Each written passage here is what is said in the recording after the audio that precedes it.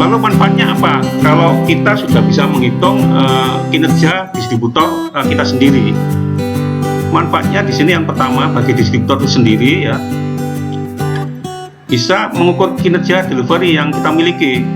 Jadi kegesitan orang-orang delivery atau orang-orang support delivery ini seperti apa, seefisien seperti apa. Nah, seperti itu. Kemudian mengukur kinerja sales force yang kita miliki. Kalau kita memiliki sales force 10 orang misalnya, kalau semuanya kinerjanya cukup bagus, tentunya nanti secara operasional all di distributor akan secara kinerja tentunya akan lebih dari standar. Jadi untuk mengukur kinerja sales force. Yang ketiga, mengukur kinerja bagian yang terlibat dengan distribusi produk. Nah, yang terlibat ini biasanya terkait dengan admin penjualan, kemudian bagian gudang, kemudian bagian penagihan maupun salesman itu sendiri. Nah, bagi prinsipal, kalau kinerja distributor cukup bagus dengan distribusi yang merata, tentunya waktu pencarian produk oleh konsumen atau customernya akan lebih cepat dibanding kalau produknya tidak didistribusi dengan baik, atau mungkin produknya bisa dijual kepada, kalau tadi targetnya 3.000, kalau 3.000 bisa masuk semua, berarti kan pencarian produk akan lebih cepat oleh konsumen. Nah, program promosi yang dibuat oleh prinsipal juga akan efektif karena tepat sasaran sesuai dengan data atau performan dari distributor. Nah, seperti itu. Nah, secara merchandise atau display produk akan banyak terdisplay di toko-toko yang sudah dikunjungi oleh salesman, karena dengan kecepatan delivery misalnya H+1, semakin cepat produk dikirim kepada customer, tentunya semakin cepat pula produk itu didisplay oleh customernya di rak-rak mereka. Nah, seperti itu. Kemudian secara brand awareness mengenai brand itu juga akan semakin mudah nampak dilihat oleh konsumennya, atau mungkin merek produk itu lebih cepat dikenali oleh konsumennya. Nah, ini adalah manfaat-manfaat yang diharapkan oleh produsen jika kita bisa mengukur kinerja daripada distributor kita sendiri. Nah, kemudian bagaimana produsen menilai distributor? Nah, kalau tadi bagaimana distributor menilai operasional distributornya itu sendiri.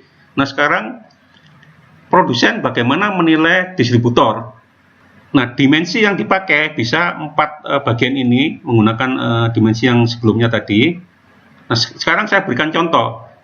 Umumnya produsen itu akan mengukur distributor seringkali di sisi penjualan atau target penjualan.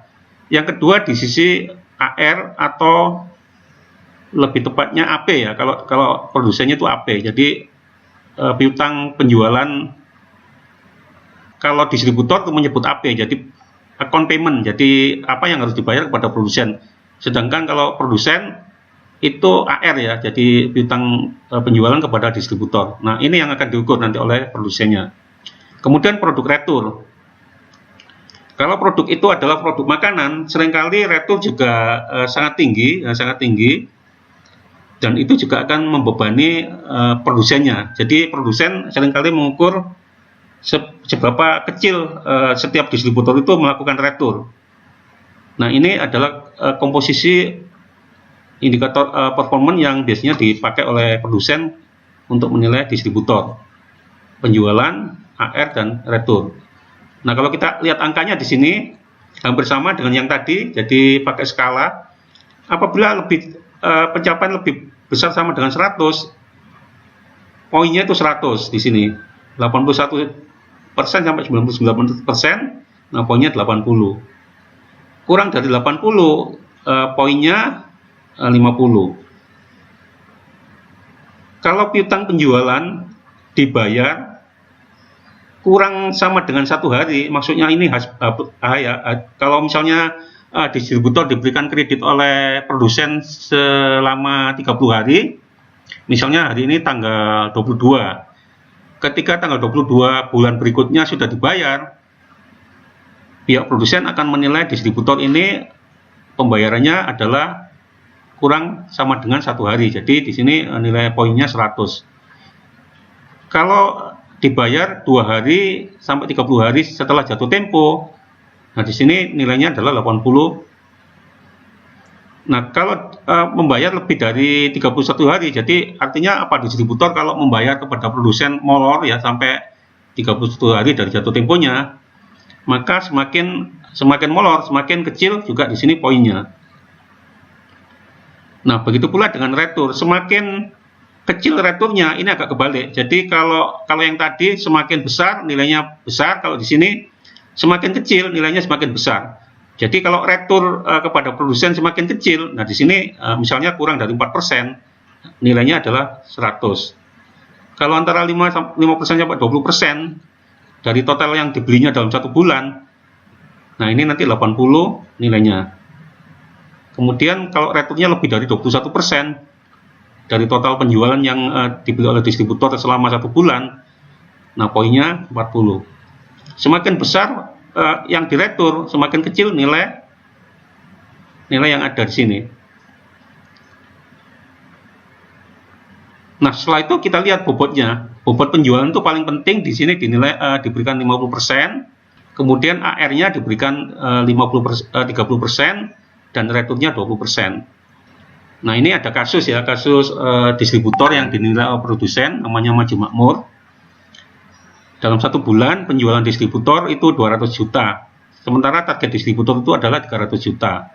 Nah, pembayaran AR distributor kepada produsen itu 45 hari setelah jatuh tempo. Jadi ini terlambat, cukup lama, yang 45 hari terlambat. Kemudian ada produk retur sebanyak 20 juta dari pembelian pada saat itu, bulan itu. Nah, sekarang kita harus hitung berapa performa distributor. Nah, coba kita lihat di sini. Karena tadi targetnya adalah 300 dan pencapaiannya 200, maka pencapaian penjualan dalam satu bulan adalah 6,7%. Nah, 6,7% ini ada di bagian, kalau kita lihat di sini penjualan ada di sini ya. Jadi kurang dari 80%, berarti poinnya mendapat 50. Nah, ini di sini 50. Karena pembayarannya molor telat 45 hari dari TOP. Nah, poinnya 20. Coba kita lihat di sini di tabelnya. Nah, lebih dari 31 hari itu poinnya 20. Nah, maka di sini 20. Jadi sesuai ya. Nah, retur karena saat itu penjualannya beli ke produsen adalah 200 juta dan yang diretur 20, maka kita persentasekan 20 bagi 200 kali 100% adalah 10. Karena returnya adalah 10, coba kita lihat di tabelnya, 10 ada di bagian di sini. Berarti secara poin 80. Coba kita lihat di sini 80. Nah, setelah kita total, nah ini jadinya. Jadi performa distributor yang setelah dinilai oleh prinsipalnya atau produsennya itu 47%. Kalau kita mengacu pada skala tadi, skala yang sebelumnya, nah seperti ini.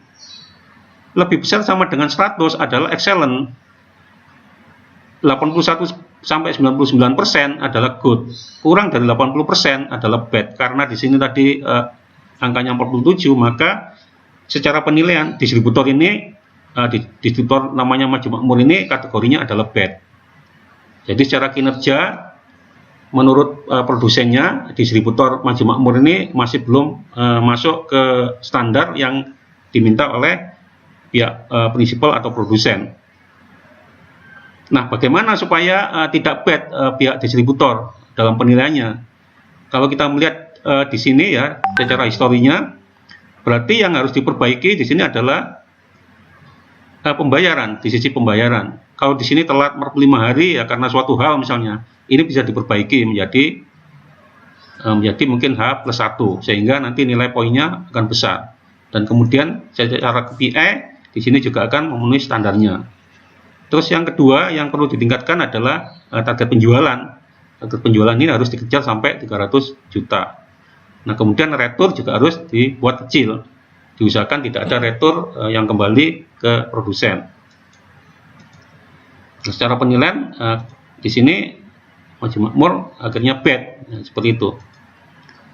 Nah, ini ada satu grafik ya, grafik di mana produsen memiliki sebanyak 1, 2, 3, 4, 5, 6, 7, 8 distributor di Jawa Timur.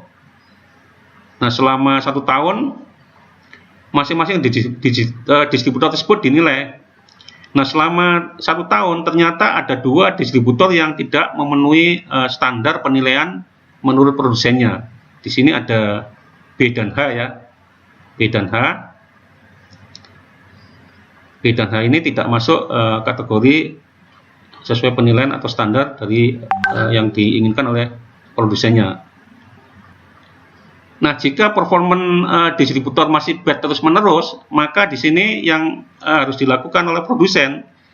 Produsen yang pertama menyelaraskan pengiriman produk. Jadi kalau misalnya umumnya pembayaran terlambat, terus kemudian distributor perlu barang. Nah, ini biasanya produsennya akan melakukan evaluasi. Jadi mulai menyelaraskan pengiriman. Kemudian menganalisa berikutnya memutus atau melakukan kerjasama berlanjut dengan distributor. Karena secara umum misalnya distributor produsen yang ada itu selalu menggunakan surat perjanjian kerjasama seperti yang kita bahas di seminar sebelumnya. Itu produsen selalu memiliki MOU atau perjanjian kerjasama yang panjangnya adalah 1 tahun. Nah, selama 1 tahun kalau misalnya distributor dinilai tidak bagus secara performan, nah itu nanti akan dipertimbangkan apakah dilanjutkan kontrak kerjasamanya atau mungkin dihentikan. Nah, seperti itu. Nah, ini adalah manfaat yang seringkali dipakai oleh produsen agar kinerja distributor yang menjadi mitra kerjasamanya itu terus meningkatkan baik di sisi penjualan, kemudian pembayaran piutangnya maupun retur. Kalau mungkin ada pertanyaan, Pak Fran, misalnya dari key performance indikator ini yang saya butuhkan cuma misalnya nggak ada retur, misalnya produknya non retur. Nah, itu bisa kita ganti dengan performance lain. Ini ada latihan ya, kasus distributor X yang mungkin secara hitung-hitungan hampir sama dengan yang tadi. Nanti coba kita buka saja contohnya latihannya. Nah, di sini secara langsung ya, di sini setelah dihitung tabel performance distribusi ternyata di sini 90. Berarti di sini kalau 90 mengacu yang tadi, ini termasuk bagian yang 90 ada di sini ya, jadi good ya. Jadi latihan yang berikut ini adalah hasilnya 90 termasuk distributor tersebut good.